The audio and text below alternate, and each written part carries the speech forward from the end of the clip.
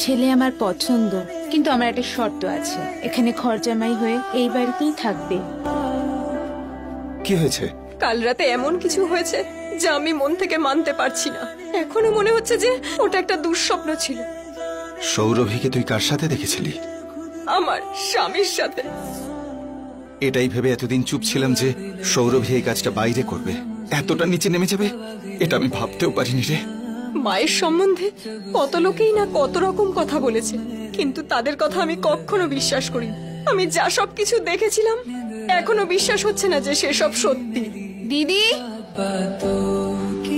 সব ঠিক আছে তো? হ্যাঁ রে, আমি শুধু একটু। মা, কাল আমার মেয়ে অন্য বাড়ির লোক হয়ে গেছে, সেই সব ভেবে একটু মন খারাপ করছিলাম আর কি, আর ও কাঁদতে শুরু করে দিল। So cute. আশা করি তোমাদের মন খারাপের কথা শেষ হলে একটু খিদে পেয়েছে, তাহলে তাড়াতাড়ি চলো, খাবারও রেডি।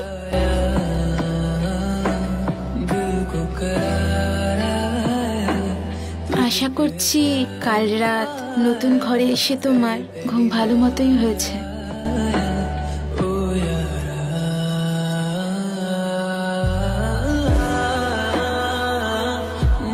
আরে দিদি, তুইও খেয়ে নে খাবারটা।